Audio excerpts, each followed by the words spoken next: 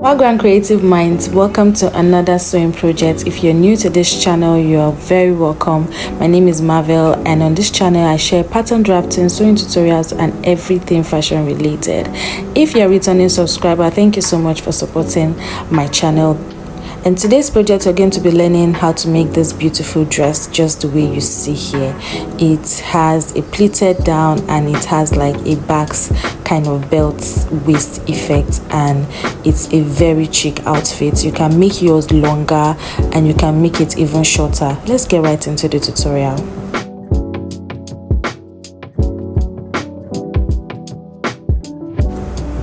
So I'll be making use of a crepe fabric for this project, and of course our pattern paper and all our sewing tools. So this crepe fabric has a particular pattern that I would like to follow through when cutting on fabric. So here I've gone ahead to fold my pattern paper into two, and I've mapped out my starting point. So next I'm going to impute all our basic measurements.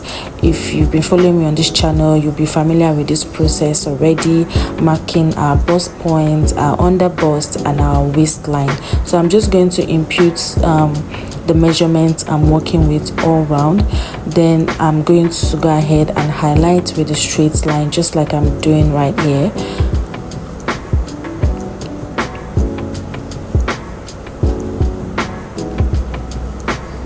So after marking my waistline, I'll just go ahead and label for you to see exactly where all my point is. Then for my waistline, I'm going to go down for that back effect like a waist belt. I'm going to go down by 3 inches.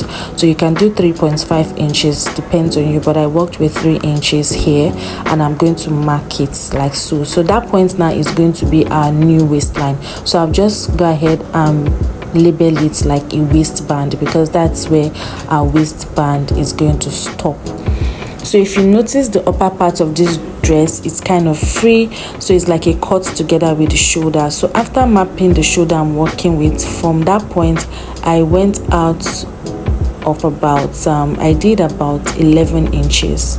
Why I did 11 inches is because I wanted to be able to fold the sleeve part with like 1.5 inches. So I did a total of 9.5 inches. So the remaining 1.5 inches I'm going to use it to fold for the sleeve.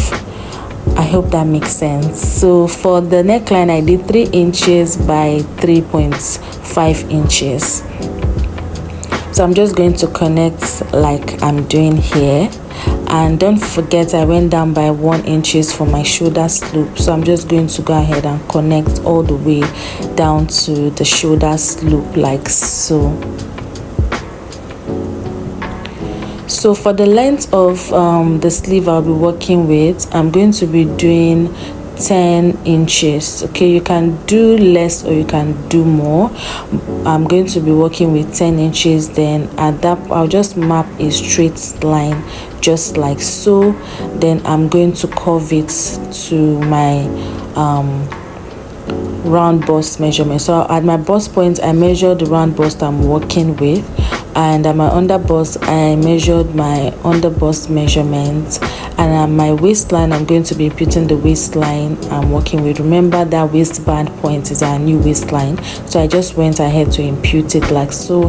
Then I'll be going out with 1.5 inches for my allowances, that is my stitching allowances for this particular dress, so that when I'm cutting on my fabric I'm going to be cutting alongside my stitching allowance, and I'm going to curve my sleeve parts to meet the bust point line, just like I said earlier. So that's going to now serve as our armhole curve. I hope you understand what I'm doing, what I'm saying, and you also understand the way I'm doing it. So I'm just going to highlight with my marker so you can see all my lines appropriately.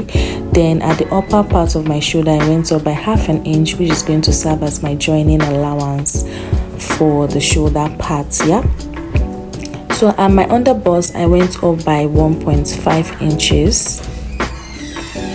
So this 1.5 inches I'll connect it back to the underbust line just like I did here. This is now going to create our basque effects for the waistband we'll be using. So I'll highlight it with my marker for you to see how it's going to be, and that's going to be the down part of this dress. So this pattern, I'm going to also use it to cut for the back. All right, so before I cut for the back neckline, I'm going to do 1.5 inches. So I'll just go ahead and connect it like so, and I'll label that my front neckline and my back neckline. So I'm going to cut out right now, and I'm going to use this same pattern to cut out for the back piece first before we modify it by cutting out our waistband part. Then I will now cut for the front piece. So I'm just going to go ahead and label appropriately in the way that I will understand when I'm cutting on my fabric. So at this point, if you're yet to subscribe to my channel, please do well by hitting the subscription button and also turn on your notification bell so you'll be notified whenever I post new tutorials. So I post new tutorials every Sundays. Due to my busy schedule, I try to work on tutorials and I post every Sunday.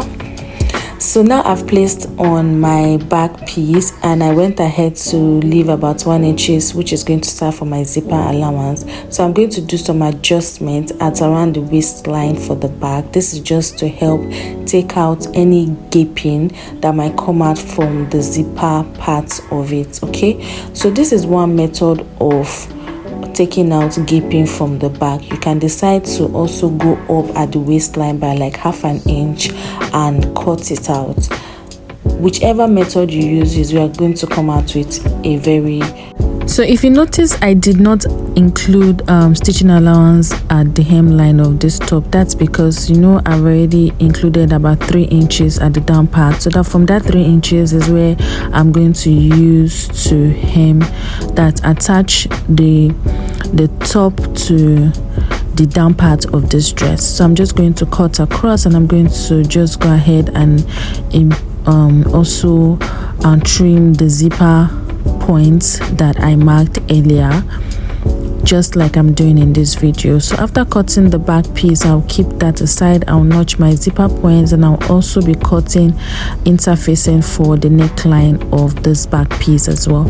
So now the next step for us now is to just go ahead and modify our pattern, and we're going to be cutting for the front piece of our dress. So the first step now is to go ahead, I'm going to cut out the neckline. Then after cutting out the neckline, I'll go ahead and trim off like the waistband area out, because I'll be cutting it separately. And voila, this is how it's going to look like. This is how our top is going to be looking like. So for the upper part, I'm going to go ahead and slash and spread it. That's because the upper part has more like a gathers kind of look, which you saw at the beginning of this video. So my splash is going to be 2 inches, so you can splash as much as you want. It totally depends on you. So now I'm just going to highlight it with a straight line all the way to the top part.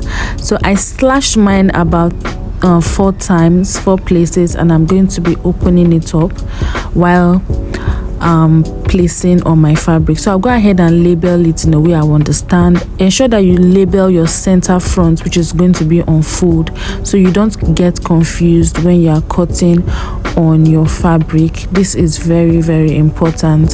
So I'm going to slash just like I'm doing a little bit to the upper part. Don't splash it all the way out, just splash it a little bit to the upper part, just like I'm doing. So when you place it on your fabric, you will now measure how wide you want the splash to be. So mine, I'm going to be doing 2 inches apart. This is how I'm going to be placing mine. I'm just going to be showing you how you should place yours and why cutting. So on fold, your fabric should be on fold, just like you see the way mine is on fold, and I'm going to be opening it about 2 inches apart. So you can do more if you want your gather at the top part to be very full, but for mine I did just 2 inches and I totally loved the outcome. So this is how you should spread yours. I wanted to follow a particular pattern for the fabric I'm using, so there's a particular way I'm going to be cutting mine, but this is exactly how you should place yours to get a beautiful outcome. So just like I said, there's a particular way I wanted to follow my pattern, so I had to like turn my pattern the other way to be able to get that design, if you understand what I'm saying. So this is what yours should look like. I also went ahead to cut out interfacing for the neck depth, just as you see here, and voila, this is how mine came out. Yours should also come out like this. So the next step now is to go ahead and attach our interfacing just like the way I'm doing, and I'll go ahead and stitch it with 1/2 inch. Then that down part I'm going to be stitching a gather stitch kind of there, so that we're going to gather it. So this is what it looked like by the time I was done gathering the down part, and now I'm going to be notching the neckline of my top just like I'm doing here in this video, and I'll cut out any excess I might have. So the gather I have at the underbust points, I'm going to ensure that I gather it to fit in the waistband. Remember that waistband that we cut out? Don't worry, I'm going to show you how it's going to be. So I'm going to gather it to fit it in. Yeah, so yeah, this is the belt part. So I cut it in 2 places and I inserted interfacing to 1. So now I'm going to go ahead and measure the top part of this waistband. Yeah, and what I have there is exactly what I'm going to gather the top part to, so as to fit in the waistband when I'm joining, if this makes sense. So I've gone ahead to give my top part a very good press, and I've gathered it to fit in the 25 inches that I'm working with for my waistband. So now I'm going to open up my waistband. Remember my waistband, I cut it in 2 places. So I cut out 1 place to fit in for the fabric and the other for the lining, and I included interfacing to one side. You can see that I was trying to follow a particular pattern on this fabric. So I'm going to go ahead and get the midpoint of this top part, and that midpoint is what I'll fit into the waistband. So just pay attention to what I'm doing.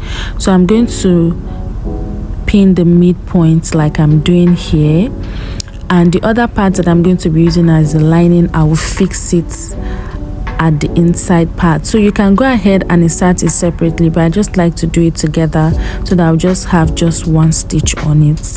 So I'll fix it like I'm fixing it, like so, at the center point, and I'll pin it down. So when I get to my machine, I'll stitch from that V point to one side of my dress, like so, like I'm demonstrating in my hands, and I'll also do the same for the other side as well.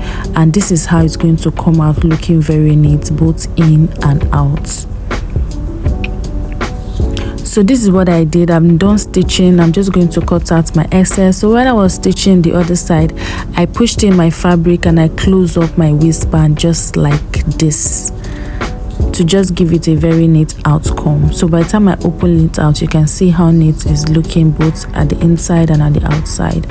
Just go ahead and cut out all excess and the thread, so as to your dress should come out looking very beautiful. You can see how beautiful the front and back is already looking. So I'll just go ahead and cut out any excess I might have. We're almost done with this dress, guys. So the next step now is to go ahead and work on our back piece. So for the back piece, remember I cut out an interfacing for it. I'm going to go ahead and close up my neckline with my interfacing, and I'm going to be fixing my zipper. So for my zipper, I'm not going to be fixing it just on the top. I want my zipper to extend to the down part, so I'll just go ahead and fix my zipper, and I'll leave a little bit of inches so that when I'm attaching the down part to the back, I will continue inserting my zipper down so as to enable the person wearing this dress to be able to wear it freely. So I've gone ahead to insert my interfacing, and I inserted my zipper just like I said I would. And the next step now is to go ahead and join the shoulders of this dress. So I'm going to insert mine like I'm doing here, and I'll go ahead and close up my shoulder with 1/2 inch. And after closing my shoulder with 1/2 inch, I will also close the sleeve part with 1.5 inches that I left the other time. So I'm going to iron it before I close it up so as to give it a beautiful outcome. You can see how neat it's looking. I've gone ahead to do all my close up. So the next part now that I'll be doing is to measure the circumference I'm working with, and I'm going to go ahead and close up this top part before we work on the down parts. So voila guys, this is what it's looking. You can see how beautiful our top is, already looking like a beautiful crop top. So now the next step is to work on the down part. So for my down parts, before I go ahead and work on it, I'll measure what I have at this point. This point now is now serving as my waist line. So I'm just going to measure what I have round there, so that by the time I'll be pleating the down part of this dress, I will have an idea of how long my pleats should be. So just ensure that what you have left is very long. So at this point is where you determine the length of your down part. So for me, I wanted making a short dress, so I'll be making use of 20 inches for the down part, because I already have 20 inches for the upper part. So my dress is a total of 40 inches. So next step now is to go ahead and pleat the down part. So let the down part be as long and as lengthy as possible. So you can go ahead and use what you have of your fabric, or you can use about 1.5 or even 2 yards. So I'm going to be measuring 2 inches apart, because that is how I'm going to be pleating my fabric. So I'm just going to show you how you can go about it. You can actually do this on your machine. It's not necessarily you fold it before you stitch it down, but this is going to just help you have a neat outcome. And as you are folding, you'll be able to give it a good press, just like this. Just match 2 inches to the next 2 inches and pin it down with your thread. Then you can use your iron to just lay it down, okay, so that it's going to, the pleat will really come out beautifully well. Like I said, this is not a must, but I just wanted to show you how you can go about it, especially if you're a beginner, so as to get a really beautiful outcome. But you also need a lot of patience to be able to do this, because this will really take your time. So I'm just showing you how you can go about pleating. But for me, I'll go ahead and do it on my machine. But before that, I'll go ahead and fold everything that I want to pleat, and I'll give it a good press, because I wanted to follow a particular pattern of how I wanted the down part to be. So I needed to pleat what I have to get the exact measurements that I need for the waist before I cut out what I would need. So I went ahead doing this all the way to the other side. After pleating, I just go ahead to iron it, pin it down, and I'll go to my machine and I'll stitch all my pleats in place. So this is what it looks like. So now I'll ensure that what I have is exactly what I need, and after that I'll go to my machine and stitch all my pleats at the upper part in place. So after stitching this is what I have, and the next step now is to attach it to the upper part, that is the crop top. Remember I told you that I'm going to be leaving a little space at the zipper part because I want to extend my zip all the way down. So after attaching it and imputing my zipper, this is what it looks like. So next is just to hem the down part, and voila, our dress is ready. So give your dress a good press, guys. Thank you so much for watching to this point. I hope you learned something. This video a thumbs up, like and comments any question you have on the comment section, and I'll do it to answer them. Bye.